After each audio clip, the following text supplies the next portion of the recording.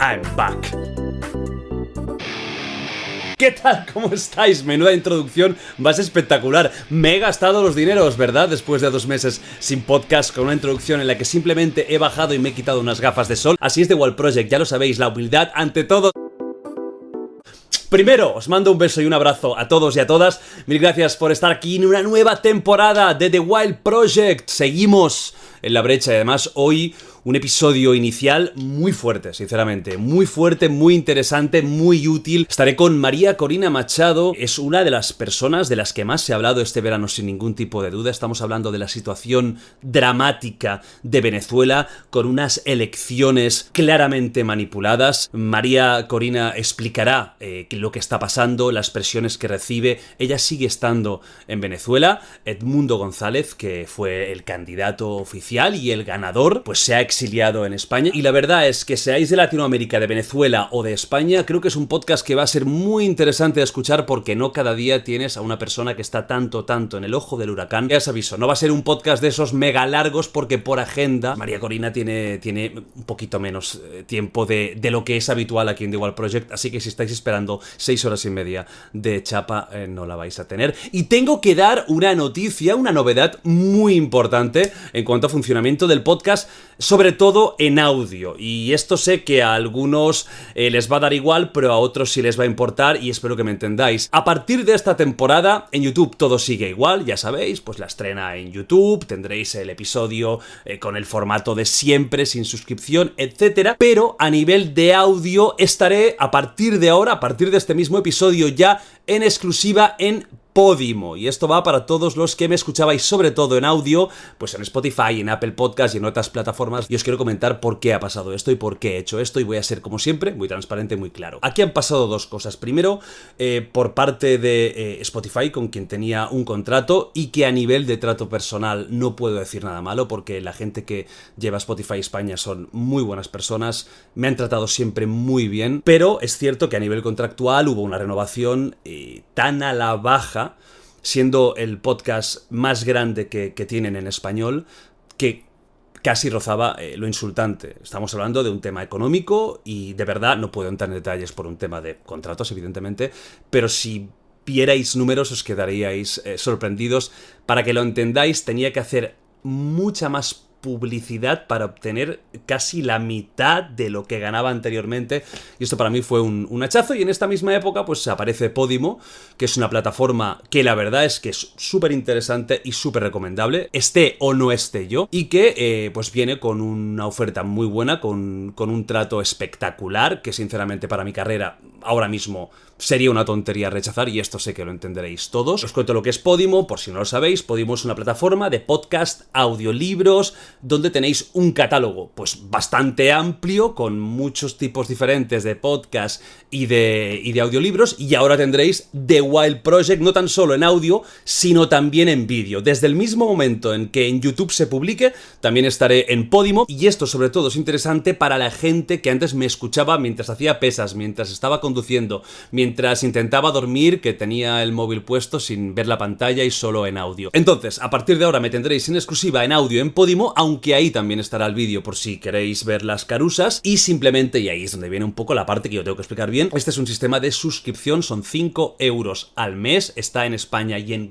gran parte de Latinoamérica, no sé si toda diría, pero gran parte de Latinoamérica, 5 euros o la divisa que tengáis en vuestro país. Pero, y aquí está lo bueno y lo que yo os pido humildemente que probéis, porque a mí particularmente me viene muy bien y además es totalmente gratis, y es que tenéis un link aquí en el vídeo que estará destacado, y en este link os dan 2 meses gratis de suscripción sin ningún tipo de compromiso. Esto significa que tú puedes estar un mes y 20 días y cancelarlo y no os cobran nada. Yo lo que os pido es probadlo, ved si os gusta, ved si os interesa, no os cuesta un euro, dólar, lo que sea, y si no os apetece seguir más, luego pues os quitáis y ya está. Lo bueno de esta suscripción es que durante el podcast no habrá ni un solo anuncio, ni uno, y esto sí que en YouTube, lo siento mucho, que es casi lo único que gano de dinero, los tengo que meter, y ya sabéis que en Spotify pues había unos cuantos. Aquí en Podimo no habrá ni un solo solo anuncio, cero. El podcast va a estar desde el primer minuto hasta el último, íntegro. Coño, ya que pagas una suscripción, qué mínimo que no te moleste el anuncio de galletas Cuétara, ¿vale? Como último detalle, que sepáis que en los propios vídeos, en los propios podcasts míos, podréis comentar. Y que el equipo de The Wild Project, y de vez en cuando yo, pues contestaremos alguno de estos comentarios, o al menos los estaremos leyendo, pero contestar seguro que contestaremos alguno. Esto es importante decirlo, ¿eh? También se puede comentar como en cualquier otro sitio. Pero repito, en YouTube seguiré estando, YouTube es mi casa. Si yo os contara, a lo mejor un día lo cuento, la de ofertas gordas que me han hecho empresas por hacer desaparecer el podcast de YouTube, pues esto daría para tertulia. Ya lo veréis, también tendréis tertulia creo que la semana que viene o la otra, pero ahora ya, una vez explicado esto, que yo creo que era importante, uno, ser transparente.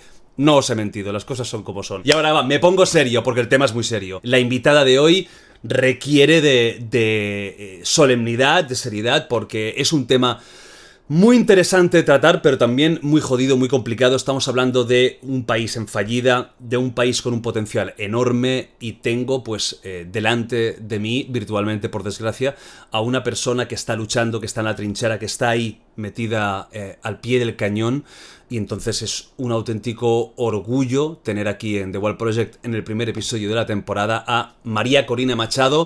Gracias, para mí es una oportunidad única para los venezolanos. Tienes gente que te sigue en el mundo entero y la posibilidad de que la gente sepa lo que está ocurriendo aquí y lo que significa para el mundo entero lo que sea el desenlace de este momento y de esta crisis en Venezuela. Así que 1.000.000 de gracias, y te cuento, tú no sabes lo que fue la locura cuando tú escribiste que querías que hiciéramos esta conversación. No, a mí me llamó gente del mundo entero, pero mira, tienes que contestarle. Tus fans se alborotaron todos. Sí, porque es que, claro, yo estaba de vacaciones, bueno, no, así no, estaba de vacaciones, claro, y salta todo esto, las elecciones y todo. Yo llegué a pensar, digo, a lo mejor sí que es verdad que son unas elecciones legales, correctas, y si pierde, pues oye, hay un cambio en el gobierno y no, y pasó todo lo que pasó. Entonces yo creo que es muy interesante, porque como también tengo mucho seguidor latino, incluso a los españoles yo creo que les puede interesar mucho, y pensé, a ver, los perfiles más grandes son 2 o 3, y te había visto muchas veces cómo te expresas y creo que lo vas a explicar muy bien, así que eres la persona adecuada para estar aquí. Y te quiero empezar con una pregunta, porque ahora iremos un poquito, estructuradamente, pero una pregunta que parece muy tonta, pero en tu caso es importante. ¿Cómo estás? Mira, espiritualmente, bien. Siento que lo que hemos hecho los venezolanos es algo espectacular, que todavía quizás nosotros mismos no nos damos cuenta de las implicaciones que tiene para este momento y para la historia. Y muy orgullosa, porque lo que pasó el 28 de julio ya cambió la historia de Venezuela y la dividió en antes y después. Y además porque el mundo se está empezando a dar cuenta, como te decía antes, la implicación que esto tiene para todos.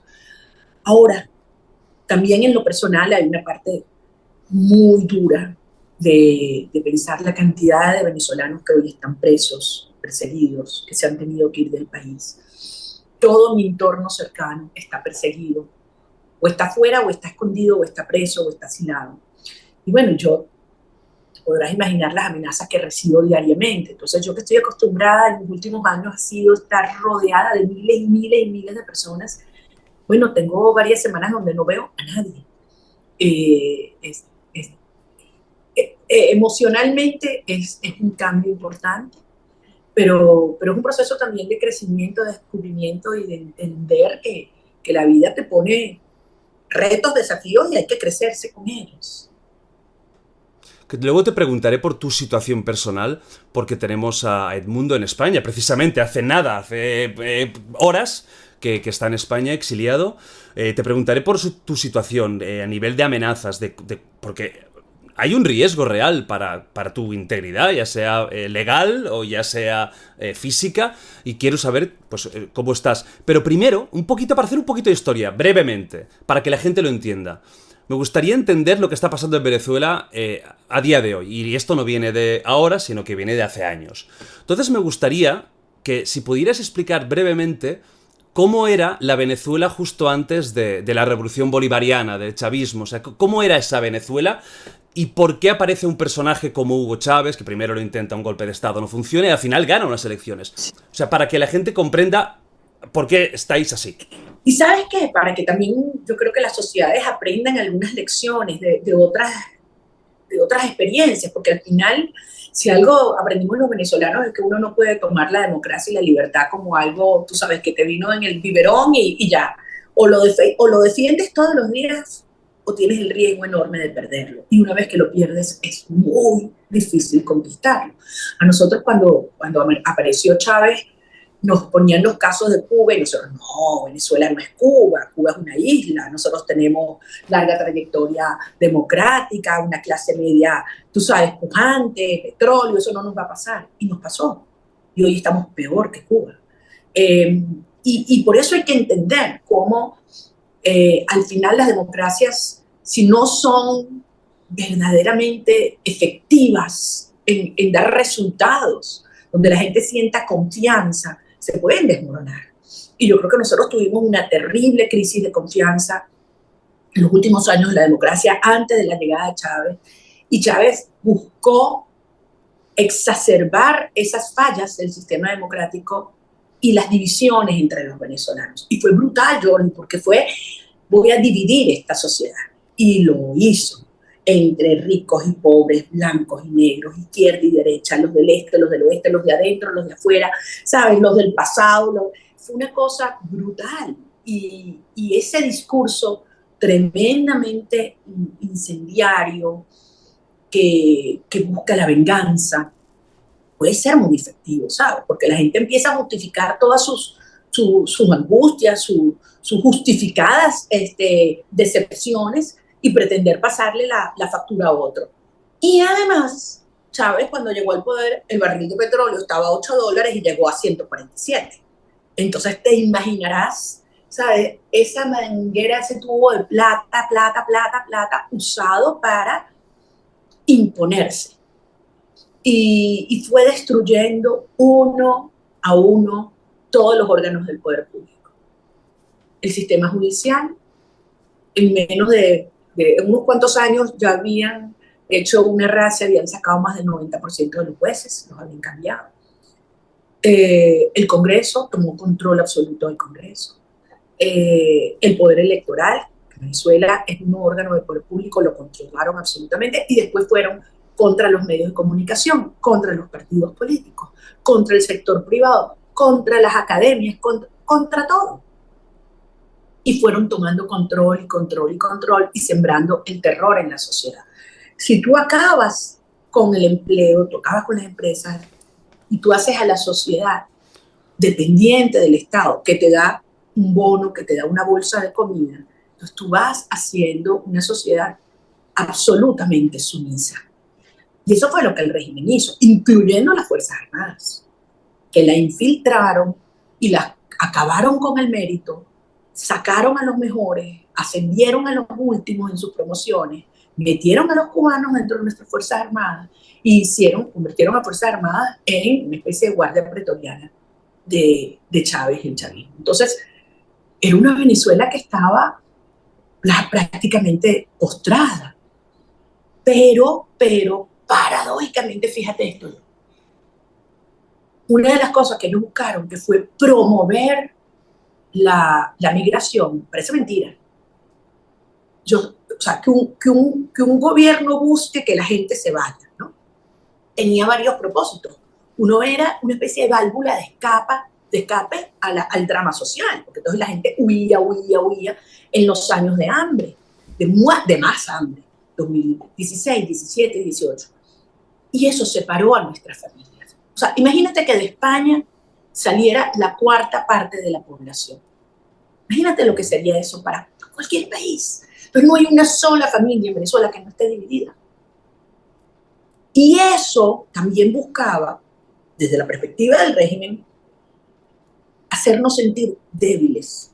Las madres sin los hijos, los hermanos cada uno en un lugar del mundo, los abuelos que no conocen a los nietos, ¿sabes? Muchachitos chiquiticos que no conocen al papá, que no lo han visto en 8, 9, 10 años, una cosa brutal. Y esa se convirtió paradójicamente en la fuerza que nos unió.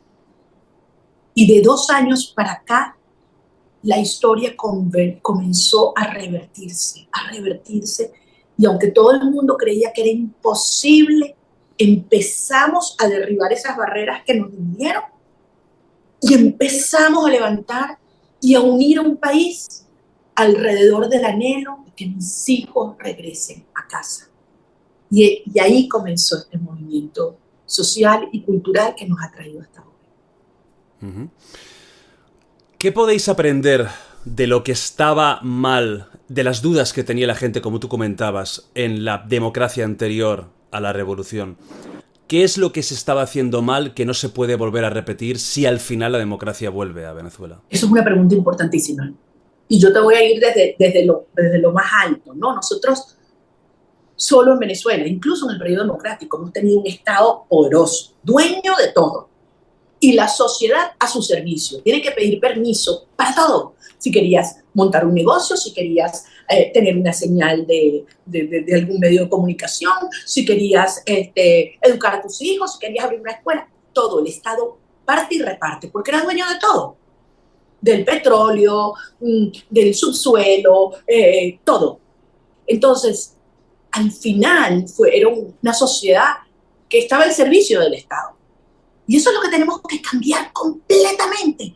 Tiene que ser un Estado que está al servicio de la sociedad. Invertir esa relación. Y fundamentalmente, ¿cuál es el elemento que, en mi opinión, aglutina una sociedad democrática? Es la confianza. Es la confianza entre ciudadanos y la confianza hacia las instituciones que nos damos en una república, incluyendo las leyes, y incluyendo el cumplimiento de las leyes. El hecho que todos somos igual ante la ley, que tu dignidad humana es sagrada, que el que abusa la ley, roba, va preso, ¿entiendes? Y que tú surges con base a tu esfuerzo, esa relación esfuerzo-logro, el mérito, que es una fuerza elemental, un incentivo elemental en cualquier sociedad. Y no hay meritocracia en Venezuela. Totalmente se había acabado. Y era al final un tema de qué tan, como usamos nosotros aquí, qué tan enchufado estás. Es decir, que... Sí, ya, igual en España. Entonces, que obviamente Chávez después lo exacerbó exponencialmente. Pero ya había ese tema de que la sociedad no estaba viendo la relación directa entre estudiar, trabajar, actuar honesta y decentemente y tener retribución por ello. Y cuando eso ocurre, tú acabas con los incentivos en una sociedad. Y las instituciones se fueron debilitando, y fueron instituciones con incentivos perversos. Entonces, eso es lo que socava un sistema democrático y de libertades. Y lo que trajo, bueno, esta tragedia que ha sido para Venezuela Chávez y el chavismo. ¿Crees que, ya para terminar con el tema de Chávez, trajo algo bueno al país o todo lo que ha traído ha sido destrucción? Fíjate, yo te diría, hoy los jóvenes venezolanos se interesan en la política. Hoy hay expresiones ciudadanas tremendamente valientes y activas en defensa de la libertad de expresión, en defensa del ambiente y la ecología, en defensa de la educación libre, en los derechos humanos, en una cantidad de áreas que en Venezuela existían, pero que no tenían, digamos, la conciencia y la importancia de la política. O sea, yo crecí y yo decía, mira, lo último que yo quiero hacer en mi vida es política. Yo digo, primero astronauta. ¿Me explico? Porque yo veía la política como una cosa oscura, sucia, que implica hacer compromisos a tus valores. Tremendo error. Nosotros necesitamos que los ciudadanos mejor formados, con mayor experiencia, con mayor nivel ético, sean los que se dediquen a la política. Entonces, yo creo que hoy hay una reivindicación de la política, producto de la destrucción que terminó de hacer Chávez de las libertades políticas y los derechos políticos.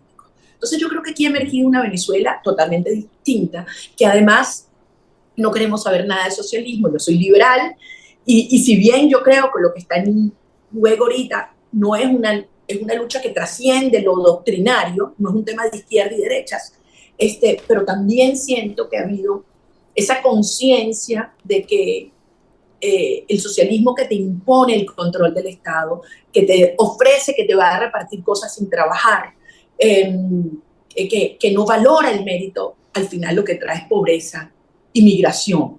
Entonces, creo que hay una oportunidad única para Venezuela desde que somos república, más de 200 años. Y creo que se ha dado un quiebre de un ciclo político y de un cambio social y cultural súper profundo, que quizás todo el mundo cree que esto es una lucha electoral o política. Lo que está pasando es mucho más hondo y extraordinariamente positivo.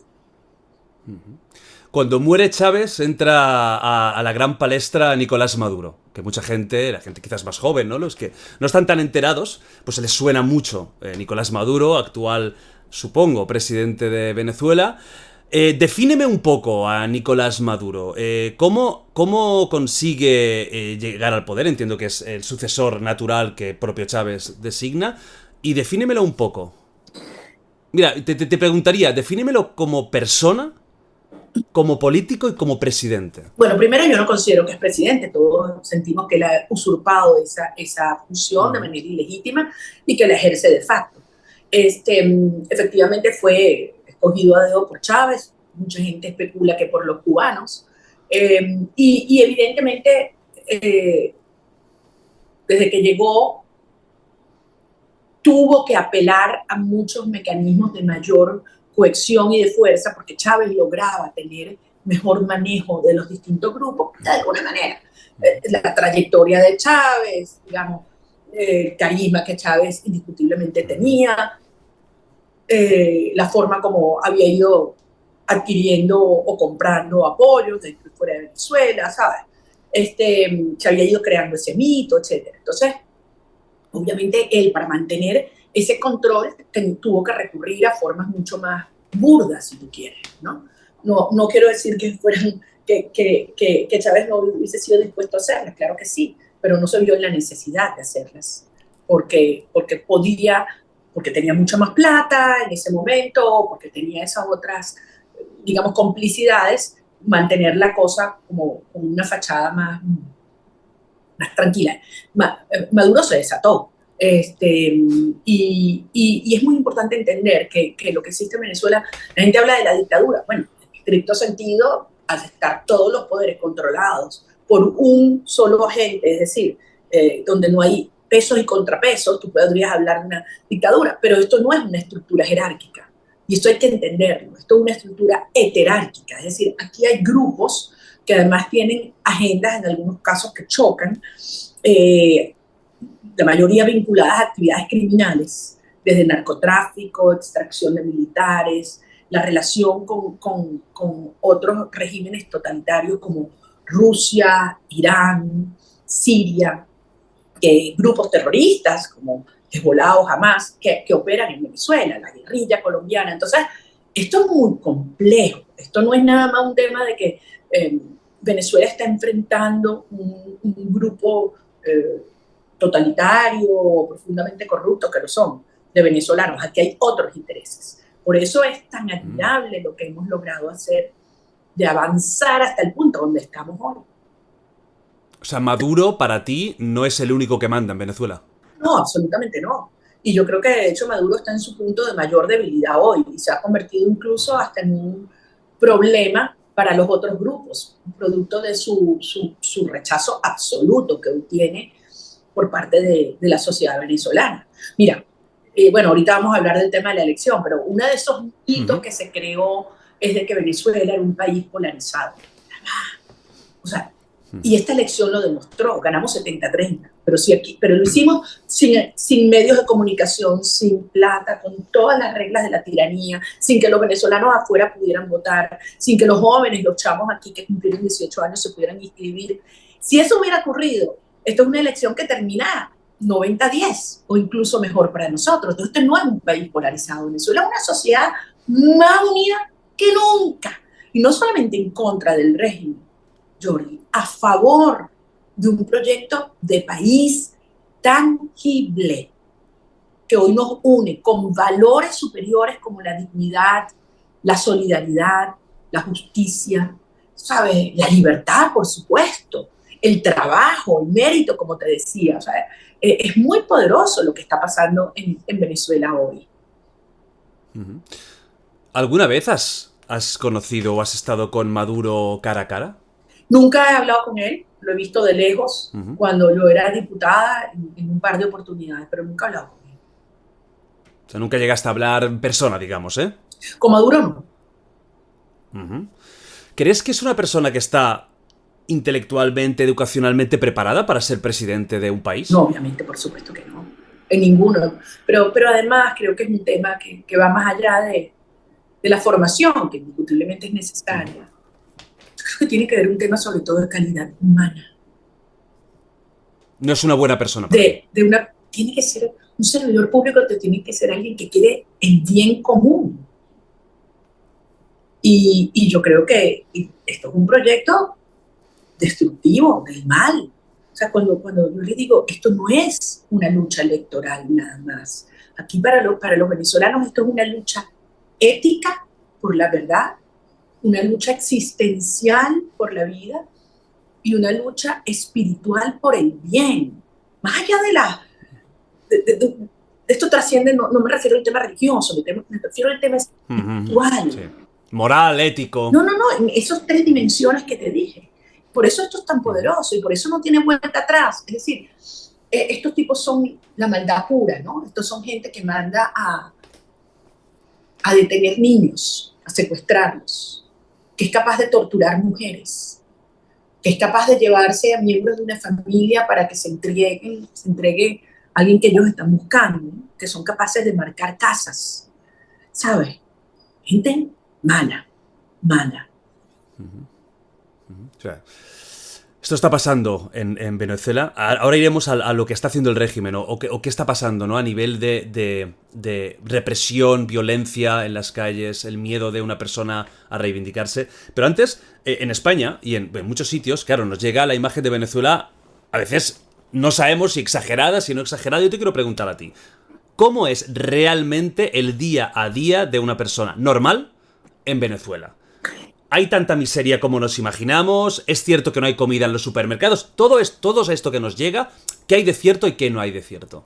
Yo te pregunto, ¿qué debe estar viviendo una madre venezolana que sabe lo que significa huir por la frontera y cruzarlo, el Darién, que lo llaman el infierno del Darién, ese tapón entre Colombia y Panamá, donde violan, matan, secuestran, hieren, roban, para agarrar un hijo de 3, 4 años y echárselo a la espalda e irse caminando sin saber cuál puede ser su destino? O sea, ¿qué puede estar sintiendo un padre que deja a sus hijos y se dice, me voy simplemente porque tengo que salvarlo, porque no hay futuro? Yo te puedo dar 1000 testimonios, pero cuando una sociedad, los niños van 2 días a la semana a clase, 2, a recibir la peor educación de la historia de Venezuela, donde un maestro te gana $1 al día y por lo tanto ya no hay maestros, tenemos un déficit casi del 50%. ¿De qué me están hablando? ¿Qué futuro puede tener esa sociedad? Tenemos una generación que está creciendo con la talla de altura más baja de los últimos 100 años. Entonces, cuando el 25%, la cuarta parte del país huye, es lo que está pasando ahorita, mientras tú y yo estamos hablando. Del 28 de julio para acá, los niveles de migración se han duplicado. Y la gente deja todo. ¿Tú sabes lo que es dejar tus ahorros, tu casa, tus recuerdos, tus amores? Dejarlo todo. Tu vida. Tu vida. Y no sabes qué te espera. Porque lo que estamos viendo es países que son deportados, que los regresan, que los maltratan, que están en especies de campos de concentración modernos, que eso es lo que son, porque tienen rejas, policías, perros, aunque les den comida. Entonces, hay que entender la tragedia que esto es. O sea, lo que está en juego en Venezuela va mucho más allá de la libertad y la democracia. Aquí estamos hablando de poder salvar la nación, de poder seguir teniendo un mismo gentilicio, un mismo territorio, con unas mismas leyes y normas que... Eso es lo que está en riesgo hoy. Y desde luego, en el plano humano, son millones y millones de testimonios desgarradores. Pero yo recuerdo en mi último viaje, justo antes de la anexión, yo iba para el estado Zulia, que queda en el occidente de Venezuela, y yo voy por carretera, porque a mí no me dejan montarme en un avión desde hace 7 años. Yo voy en carro y así he recorrido mi país, para arriba, para abajo, en carro. Y por supuesto, digo, no me dejan verlo de arriba, pero lo he vivido de adentro. Y yo me conozco cada curva, ¿sabes? Cada hueco en la carretera, cada tienda que vende arepas, cada bomba de gasolina. O sea, me la conozco palmo a palmo, cada pueblo, ¿sabes? Y era muy hermoso porque la gente sabía que yo iba y me iban esperando, pueblo tras pueblo, pueblo tras pueblo. Entonces, un recorrido que tú puedes hacer en 7, 8 horas me toma 15, 16, una locura. Claro. Pero una belleza. Entonces, bueno, yo estaba en un pueblo que se llama Palmarito, justo ahí entre la frontera de Lara con Zulia, y entonces salí el gentío, yo salí, nos abrazamos, ya faltaban solo 5 días para la elección. Y cuando ya me estaba montando así entre la gente, se me acerca una niñita que me abraza por las piernas y está llorando, llorando. Yo le digo, mi amor, ¿pero por qué lloras? Para de llorar. Y me dice, no, María Corina, si yo estoy llorando de alegría, porque ahora cuando ganemos, mi papá, que tiene 8 años que no lo veo, va a regresar a Venezuela. Mira, yo, ¿sabes? Tengo que tragarme las lágrimas en ese momento y decirte, o sea, tienen que entender lo que hemos vivido en un proceso donde en la campaña los que estaban en primera fila eran niños de 5, 6, 7 años que se sabían mi nombre. Yo sé cómo este carricito va a saber quién soy yo. Cuando uno es niño no le va a importar quién es un candidato, me explico. Claro. Pero era un tema existencial, porque no se quieren ir. Los jóvenes que me agarraban y me decían, María Corina, no me quiero ir, este es mi país, aquí está mi novia, aquí está mi pana, no me quiero ir. Entonces, esto es muy poderoso. Y por eso yo no tengo ninguna duda, el destino de esta lucha es la libertad de Venezuela y traer a nuestros hijos de regreso. ¿Cuánto va a durar? No lo sé, cuánto falta, pero lo vamos a lograr. Y todo ese potencial, ese dinero que hay en Venezuela, porque tenéis un potencial muy grande, no tan solo el petróleo, podríais tener un turismo espectacular porque hay playas paradisíacas, etcétera. ¿Dónde ha ido? A esas partes poderosas que tú comentabas antes, es decir, pues la mafia, el gobierno, ¿es ahí donde se ha repartido el dinero? Claro, este país lo saquearon. A ti no te caben los ceros en la cabeza para entender cuánta plata se han robado, ¿sabes? Así como 1 millón de millones de dólares. Es una cosa que tú dices, no puede ser, explícame cuánto es, uno no se imagina, ¿no? Ahora, no es solamente eso, es cómo han destruido la capacidad productiva de Venezuela. Venezuela podría hoy estar produciendo 7 millones de barriles y produce 700, 800 mil. ¿Tú sabes cuánta plata han dejado de producir? Y es lo que tú dices, no solamente energía, no solamente petróleo y gas. Venezuela es el 9º reservorio de agua dulce del planeta.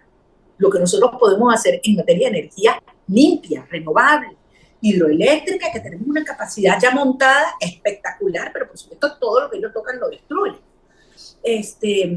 Hidrógeno, verde, azul, infraestructura, comunicaciones, turismo, minería. Es decir, Venezuela tiene todo, pero ¿qué te demuestra esto?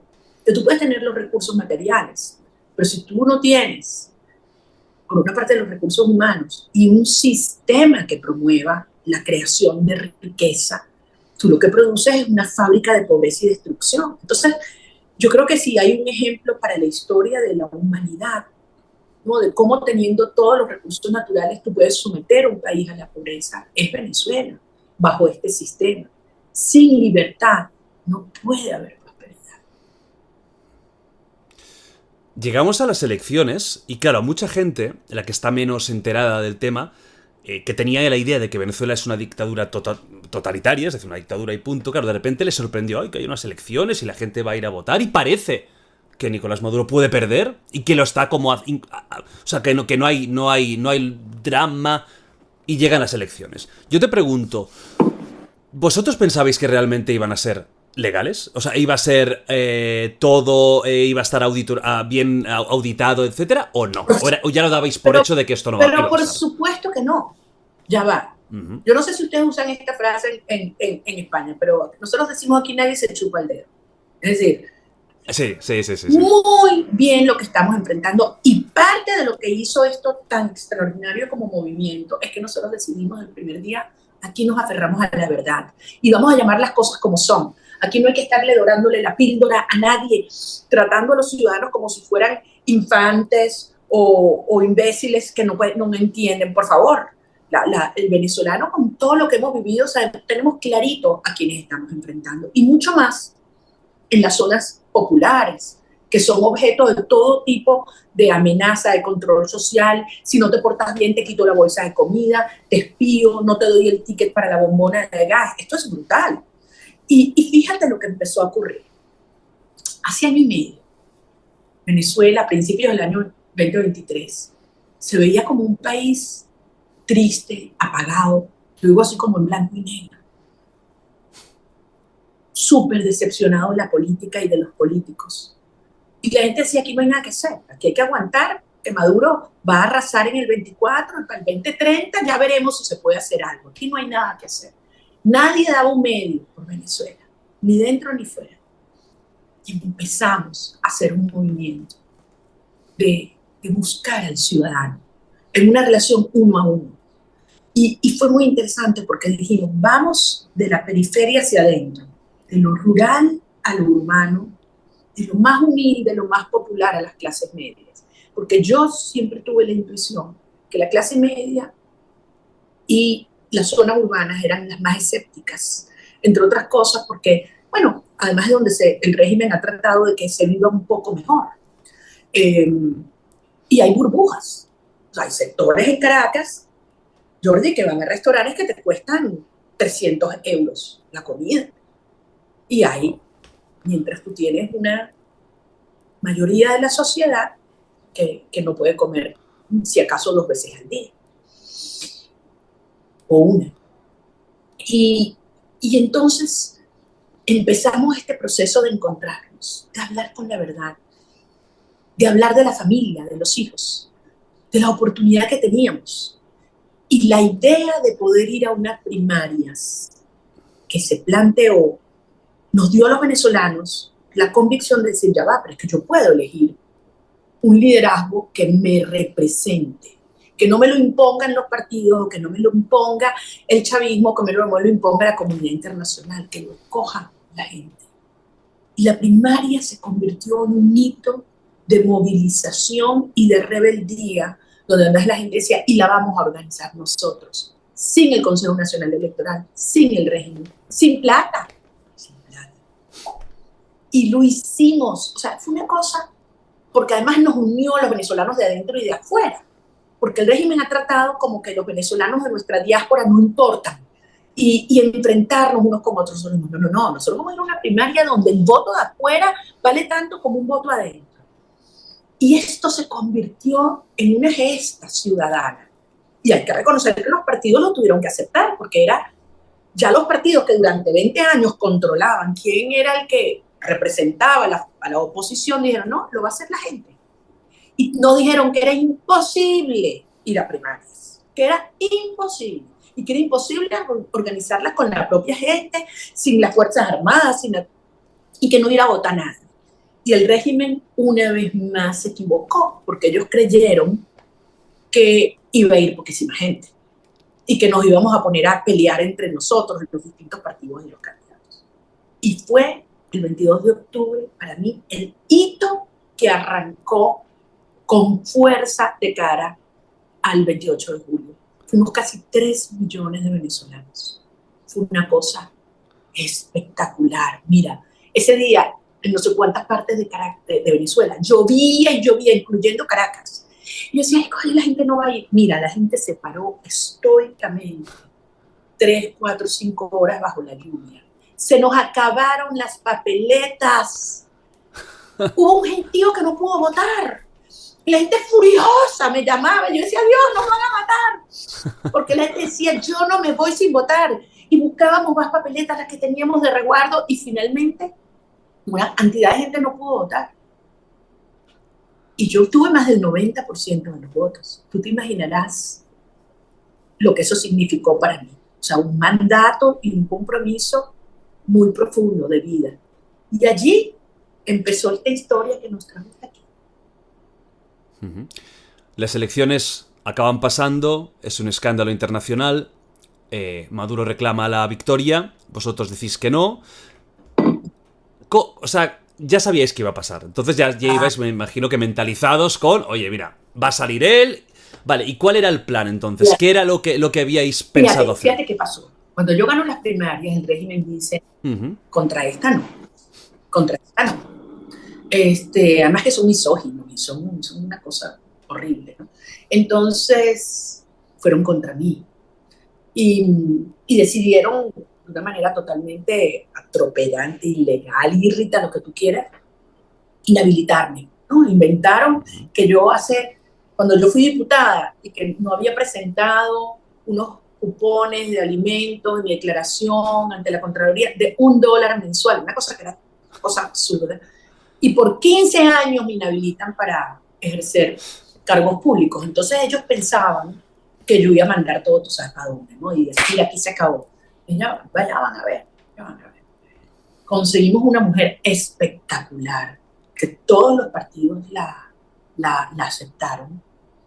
Filósofa, 80 años, una mujer que además había estado en la Comisión Nacional de Primarias, intachable. Y además se llama Corina. Y yo, entonces, perfecto. Bueno, estos sinvergüenzas no la dejaron inscribir. No la dejaron inscribir. Tan sencillo como que no les dio la gana que se inscribiera. Es una historia larga, cómo llegamos, pero yo digo ahí que está la mano de Dios. Y se logra que Edmundo González se inscriba temporalmente mientras se busca un candidato que al régimen le complaciera. Y ahí empezó una lucha ardua. La realidad es que logramos que Edmundo se quedara, lo cual yo toda mi vida se lo reconoceré porque fue una decisión tremendamente valiente. No era algo que él buscaba. Era un tipo que estaba cómodo, tranquilo, retirado con su nieto y de repente la historia le toca la puerta y la acepta. Y entonces el gran reto era cómo en 2 meses un país que no tiene la más remota idea quién es Edmundo González Urrutia, que estaba decidido a votar por mí, decidía darle a su apoyo a él. Y la verdad es que esto va a ser digno de un caso de estudio, una película, un documental. Yo digo, esto es peor que House of Cards mezclado con ponle todas las series de la televisión gringa o europea. Esto da para eso. Cada día era un obstáculo distinto, amenaza por aquí, amenaza por allá. No nos dejaron tener una sola entrevista en televisión o en radio. ¿Tú sabes lo que es ganar una elección con ni una sola entrevista? Llegó el punto que nos trancaban las carreteras. Al final no nos podíamos alojar en hoteles, porque hotel donde yo me quedaba una noche, llegaba el Instituto de Impuestos y lo cerraba. Fuimos a desayunar en un restaurante súper humilde, en un pueblo que se llama Corozopando, en Guárico, donde venden unas empanadas, pero una taguarita. Yo había ido hacía como 2 años para allá, entonces me paro a comprarle 14 desayunos y las muchachas felices porque estaban, casi arruinadas. Salgo yo y a las 4 horas viene el señor y las cierra por haberme vendido a mí 14 empanadas. ¿Sabes qué hicimos? Las convertimos en unas heroínas nacionales y la gente les empezó a comprar empanadas desde Berlín hasta California. Las muchachas remodelaron la cocina y le dieron de comer a todo el pueblo. O sea, estas cosas empezaron a pasar. Era como una cosa épica. La gente empezó, Total. nos trancaban las carreteras para que no llegaran a los eventos y la gente se bajaba de los carros, iba a pie 3, 4 horas. Y nos fuimos preparando porque sabíamos que por supuesto nos iban a montar un fraude. Y yo dije, más de 30 elecciones en 25 años, más de 30 fraudes en más o menos medida. Esta vez lo vamos a demostrar. Nos fuimos preparando durante más de un año, calladitos. Fuimos montando una estructura donde más de 1 millón de voluntarios, que los entrenamos, los preparamos, los comunicamos, estaban en todos los centros de votación. 30.000 mesas. Cada quien sabía lo que tenía que hacer. Una estructura además que montamos comanditos, que son grupos comunitarios de gente que se conoce, vecinos, amigos, muchachos que se conocen por el chat, que juegan bolas criollas juntos, que van al cine, que se caen a tragos, etc. Y se fueron armando casi 70.000 comanditos. Y todos tenían una tarea de acompañar su centro de votación. La comida la llevaba la comunidad, la defensa se la daba a la comunidad, la movilización de la gente lo hacía la gente. Jordi, esto nunca se ha hecho en Venezuela y yo me atrevo a decir que quizás en el mundo. Y nosotros logramos que, aunque el Consejo Nacional Electoral y el régimen dijo que nos sacaran a los testigos, que no nos dieran las actas, en 24 horas recoger esas actas, que nuestros testigos que los amenazaban, que los perseguían, las guardaran con la vida, las lleváramos a unos centros que estaban escondidos en todo el país, las escaneamos, las digitalizamos y las montamos en una página web para que el mundo entero viera los resultados. Tú no sabes lo que fue el bombardeo, el ataque cibernético para tumbarnos la página. Tú no sabes lo que fueron esas horas. Yo estaba llamando a toda la gente, todas las empresas, todos estos gurús, para que nos defendieran la página. En los primeros 5 o 10 minutos fueron algo así como 6 millones de intentos de entrar en la página. Una cosa loca. Y lo logramos. Y el mundo entero hoy sabe que el Mundo González es el presidente electo de Venezuela. Claro, hacéis esto, ponéis en una situación muy complicada porque esto es inesperado y esto, como tú dices, es algo que casi nunca se ha hecho, ¿no? Infiltrar a gente para ver si unas elecciones están o no están amañadas desde dentro, consiguiendo las pruebas, sacándolas, enseñándolas al mundo. ¿Cómo reacciona el régimen? Es decir, yo lo que estoy escuchando y lo que estamos recibiendo, claro, no de su parte, pero que están habiendo asesinatos, que están habiendo encarcelaciones. ¿Esto es real? O sea, ¿el gobierno de Maduro está matando gente en estas últimas semanas por reivindicar la victoria de la otra parte? ¿Eso está pasando? Absolutamente. El gobierno, el régimen de Maduro y él creen que ellos pueden matar a 1, 10, 50 venezolanos y el costo es 0. O sea, esto está pasando, se está viendo realmente. Ya va, hemos tenido etapas.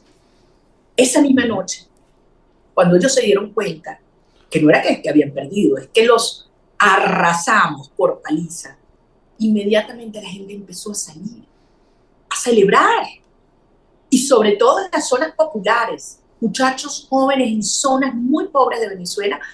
Óyeme, nosotros le ganamos en los 24 estados, en más del 90% de los municipios, en zonas donde el chavismo había arrasado durante 25 años, le dimos una pela.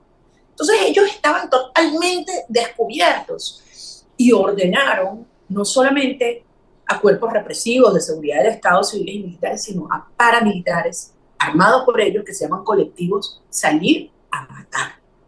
Y en esas horas hubo 25 muertos. Y Maduro se vanagloriaba diciendo a lo largo de esa semana cómo iba aumentando el número de detenidos a, según él, más de 2.500 detenidos.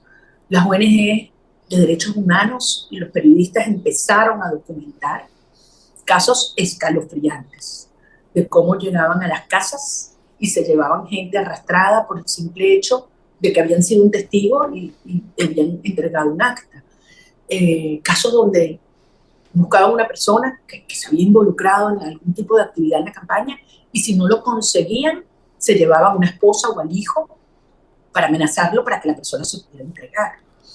Casos de torturas cómo a niños los obligaron a grabar videos alabando a Maduro, arrepintiéndose de haber puesto algo en WhatsApp o en Twitter, en X, ¿sabes? Una cosa monstruosa. Cómo fueron a las casas y marcaban con X las casas de quienes, según ellos, eran los líderes de este movimiento, ¿no? A nuestros dirigentes, todos, en todos los estados, a los jefes del comando a nivel de los estados y municipios, los fueron a buscar a sus casas. Varios se los llevaron detenidos, otros están asilados. Cientos y cientos de todos los partidos hoy están escondidos. Es decir, hoy, Jordi, todo el que tuvo una responsabilidad directa con nuestra victoria del 28 de julio o ha tenido que huir del país, o está escondido, o está asilado, o está preso. Okay. El Maduro lo que busca es sembrar el terror y hacerle sentir, bueno, hay periodistas presos, los corresponsales fueron expulsados del país, deportados, sacerdote preso. Es decir, ellos fueron buscando, tú sabes, todos los casos ejemplarizantes para decirte, si tú dices cualquier cosa, si tú pones un tweet, si tú pones un mensaje, te vamos a detener. Entonces, eso es una fuerza terrible que ha calado, o sea, es espeluznante, pero que lo que genera además es un profundo rechazo incluso de la base chavista que ya no está con Maduro, incluso de sus testigos que saben la verdad y que dicen, yo podría haber votado por Maduro, pero yo no soy parte de una estafa. Y de los cuadros medios y bajos de las Fuerzas Armadas que saben la verdad y que de hecho contribuyeron y cooperaron para que nosotros pudiéramos tener las actas porque estaban allí. Entonces, esto es una situación absolutamente inestable. Maduro cree que a la fuerza, por las malas, como él dijo, a punta de violencia y represión, se puede quedar en el poder, y eso no es verdad. Puede prolongar esta agonía, pero esto es una situación absolutamente insostenible. Y el 28 de julio se inició la transición a la democracia en Venezuela. Tu caso particular bueno, es difícil, ¿no? Tú ahora mismo, a nivel personal, ¿tú cómo estás? Es decir, tú aún estás en tu país, ¿qué esperas? ¿Tú tienes miedo, por ejemplo? ¿Miedo real, físico, de que te pase algo? Todo el mundo en Venezuela tiene miedo, no solamente que puedas perder tu libertad, sino que puedas perder tu vida.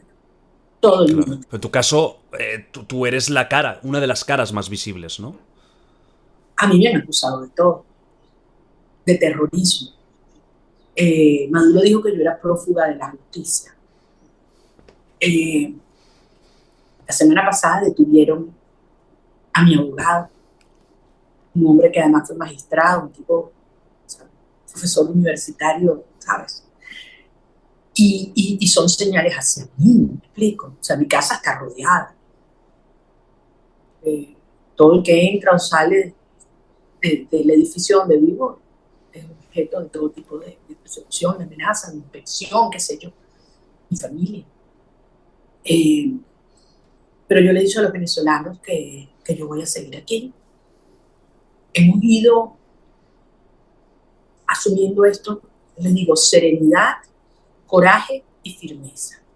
Un día a la vez. Cada día que pasa son nuevas victorias. Cada día que pasa. Yo les digo, ¿dónde estábamos hace año y medio? ¿Dónde estábamos hoy? ¿Dónde estábamos el 27 de julio? ¿Y dónde estamos hoy? Es el periodo de mayor peligro, sí. Sí, lo es. Pero nunca hemos estado tan fuertes como hoy. Una cosa es consecuencia de la otra. Nunca Maduro ha estado tan aislado y deslegitimado como hoy. Cada día que pasa, Maduro no gana una persona de apoyo ni un respaldo internacional, todo lo contrario.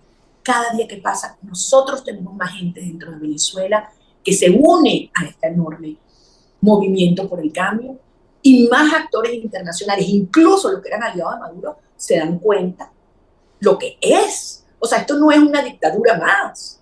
Esto es un sistema que tortura, que secuestra, ¿sabe? Que asesina, que según la Comisión Interamericana de Derechos Humanos comete prácticas de terrorismo de Estado. Lo dijo en el Consejo Permanente de la OEA hace unas semanas. ¿Me explico? O sea, esto no pasaba desde las dictaduras del Cono Sur. Entonces, hasta sus aliados, digamos, de la izquierda mundial dicen, ya va, con este sistema y con este personaje no queremos nada.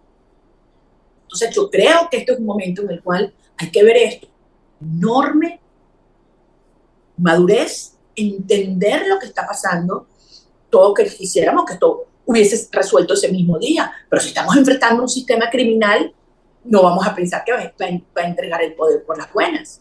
Entonces hay que llevarlo con toda la presión que le estamos aplicando de dentro y de afuera a ese punto donde él entienda que el costo de quedarse es más alto que el costo de irse y que cada día que pasa su posición se deteriora. Ese es el momento donde entenderá que no le queda otra opción que negociar una transición en la cual nosotros estamos dispuestos a dar garantías. ¿Cuánto falta de aquí a allá, Jordi? Nadie sabe. Y eso es el tema que a mí me enorgullece tanto de la disposición de lucha espiritual de los venezolanos. A veces mucha gente afuera más bien está como más frustrada o impaciente. Digo, señores, nadie puede estar más impaciente que nosotros, porque al final es la vida de los venezolanos. Pero nosotros entendemos la naturaleza de esta lucha y todo lo que nos costó llegar hasta aquí. Y vamos a seguir avanzando y vamos hasta el final, que nadie lo dude. O sea, tú tienes claro que te quedas. Absolutamente. Absolutamente. ¿Cómo ves el movimiento de Edmundo González, que está en España, está exiliado en España? ¿Lo entiendes? ¿Fue una cosa pactada o fue una decisión personal? Hay que entender lo que representa Edmundo González. Edmundo González es el presidente electo de todos los venezolanos. Lo sabe Maduro, lo sabe el CNE, lo saben los militares, lo saben los jueces, lo saben los testigos del PSUV, lo sabe el mundo entero. Lo sabe el gobierno de España, lo saben todos los países europeos. Todo el mundo sabe que Edmundo González Urrutia es el presidente electo. La persecución que le pusieron, dándoles órdenes de aprehensión, de allanamiento a su casa, fue una operación muy oscura que involucró elementos tóxicos dentro y fuera del país. Y que lo que buscaron fue silenciarlo y doblegarlo. Y al final, él tomó la decisión que era más útil a esta causa poniéndose a salvo afuera. Pero debo decir, fue una operación de chantaje, de coacción brutal. Y hoy debemos entender que el presidente electo está afuera, que está a salvo, acompañando la lucha que sigue dando nuestra diáspora, que es una maravilla. Y lo que están haciendo en España, y lo vemos a estas horas, es extraordinario. Que tenemos una movilización monumental en los próximos días, porque vamos a seguir haciendo de Venezuela cada vez más una causa global. Una causa global. Y que yo sigo aquí acompañando a los venezolanos que estamos aquí. ¿Crees que de las pocas razones por las que Edmundo y tú estáis vivos es que si os pasara algo os convertiríais en mártires y esto daría aún más fuerza a vuestro movimiento? Venezuela no necesita mártires, y yo tengo vocación de mártir. Venezuela necesita serenidad, coraje y firmeza, y eso es lo que nosotros tratamos de dar. Y si algo hemos logrado es construir confianza, algo que se había diluido y perdido, y es lo que más hay que cuidar. Y la forma de construir confianza es aferrándonos a la verdad. Yo digo siempre la verdad a los venezolanos, cuando la cosa está complicada, cuando estamos avanzando, cuando corremos riesgos. Y yo creo que eso es algo que ha ido estableciendo un vínculo muy íntimo entre los venezolanos y nosotros. Y Y es una cosa muy bella porque los líderes de este proceso son los ciudadanos. Aquí es decir, todos somos necesarios, y yo tengo una responsabilidad que no evado jamás, pero los líderes de este proceso son los millones de héroes anónimos que han hecho esto posible y que no vamos a dejar de luchar. Yo te veo con las ideas más claras que nunca, con una fortaleza impresionante. ¿Tú crees que está relativamente cerca el momento en el que Maduro esté tan aislado, que no tengan apoyos ni dentro ni fuera, que realmente no quede tanto para una especie de negociación? Que entiendo que tendrá que haber alguna negociación, porque no será una guerra civil, entiendo, ¿no? Que irá por otros derroteros, podríamos decir. ¿Ves cerca ese momento? Pero ya va, yo no quiero dejar pasar este punto, porque el tema de la guerra civil ha sido la gran amenaza de Chávez y Maduro, tratando de decirle al mundo, bueno, pero es que si nosotros nos vamos va a ser el caos en Venezuela. Ellos demostraron, uno, que ellos es el caos, Maduro es el caos. Este es un país que no es estabilizable, y eso es algo que hay que entender, porque aquí han habido muchos intereses muy oscuros, por plata, por temas económicos, por chantaje, por operación política, por otros intereses, de una gente que se ha dedicado a lavarle la cara a Maduro, a meterle plata al lobby internacional, haciendo, y no les importa lo que pasa con el país, porque al final, además hay algunos que te lo dicen así, cínicamente, mira, lo mío es hacer negocio, y yo tengo una deuda y yo lo que quiero es cobrarla. No me importa tres pepinos que haya una generación de venezolanos condenados a la desnutrición o a la ignorancia o a la separación.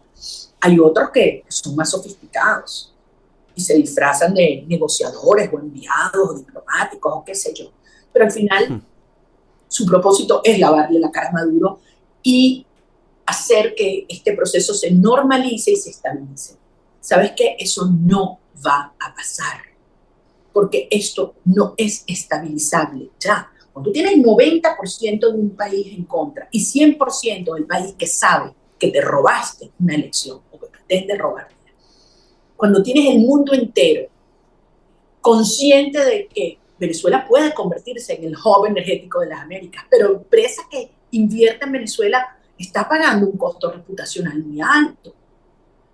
Cuando tienes un mundo que asume la causa venezolana como propia, porque a los españoles les duele lo que pasa en Venezuela, porque los venezolanos allá y los españoles aquí somos parte de esa misma causa.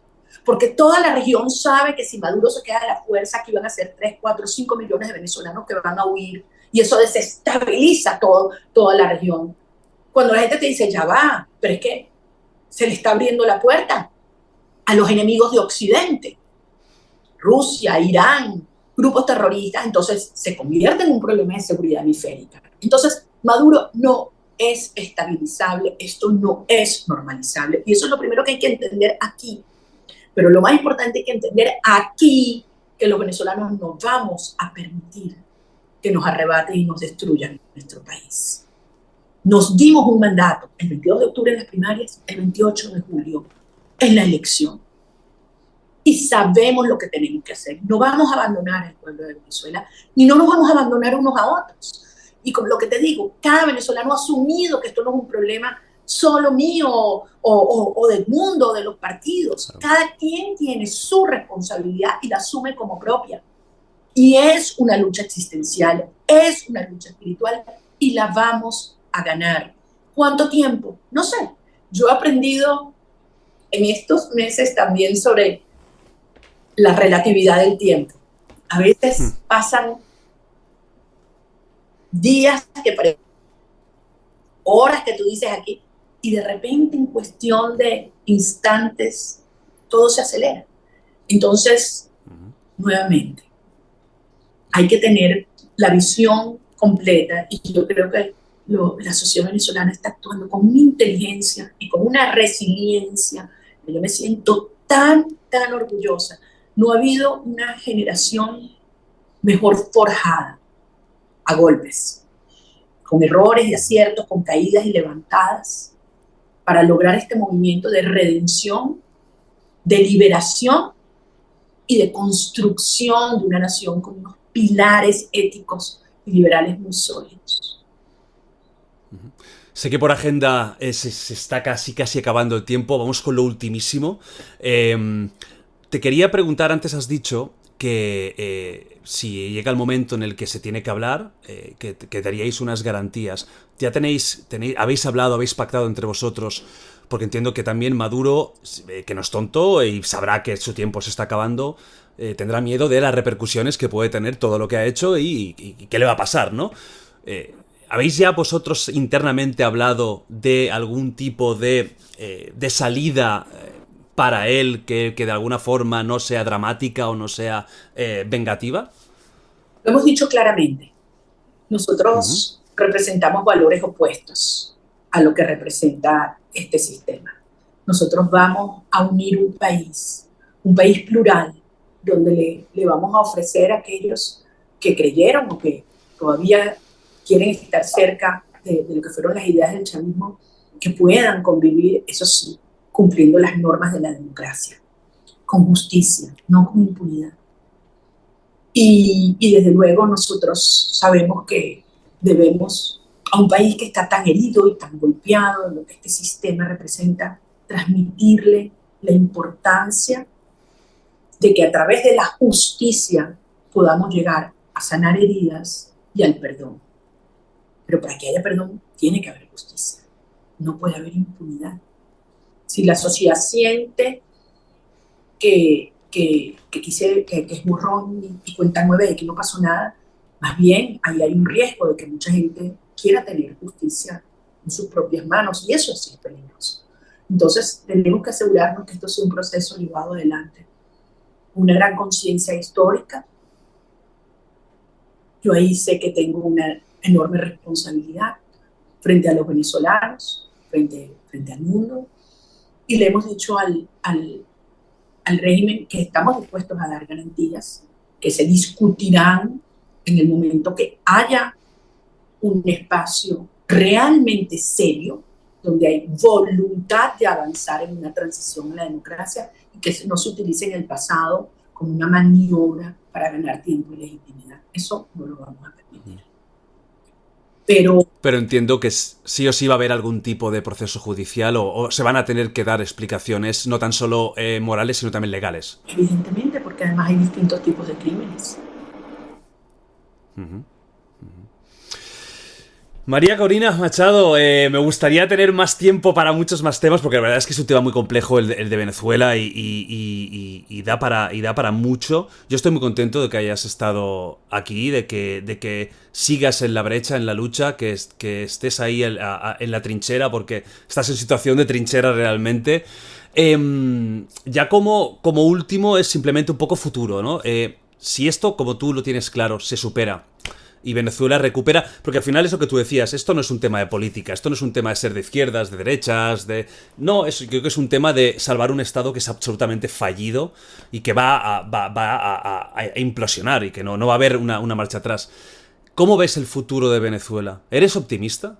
Luminoso. Mira, por primera vez yo siento, y esto es lo que hace distinto en otras oportunidades, que todos los intereses, como dicen en inglés, de los stakeholders, ¿sabes? Todo el que tiene algo que ver con Venezuela están todos alineados a favor de un proceso de transición ordenada, incluso los intereses de Maduro. Los países de la región, de izquierda, de derecha, de centro, todo el mundo. Mira, cuando tú ves el apoyo en la Unión Europea, de un extremo al otro, todas las posiciones ideológicas, porque al final esto no es un tema doctrinario, como tú dices, esto es un tema de valores superiores, y desde un punto de vista súper práctico, ¿qué le conviene al mundo occidental? Y es una transición ordenada, y nosotros estamos dispuestos a hacerlo, y lograr que esa Venezuela que hoy está sumergida en la pobreza, aquí vamos a abrir los mercados, aquí va a haber Estado de Derecho, aquí vamos a atraer inversiones, vamos a generar empleo. Si hay algo que a mí me obsesiona, Jordi, es transformar el sistema educativo, que hoy en día es el peor del planeta. Y yo digo, a mí los carricitos, los niños no me van a querer mucho. Cuando estemos en la presidencia, vamos a poner 7 días de clase. Vamos a recuperar eso. Yo voy a... Uy, esto es un drama, Esto es un drama, 7 días de clase es drama, Los chavos nuestros van a hablar español, inglés y el sistema y el lenguaje digital. Lo voy a convertir unos cracks en temas digitales, puedan tener, ¿sabes? Autonomía, vivir bien, invertir, y poder tener sus familias.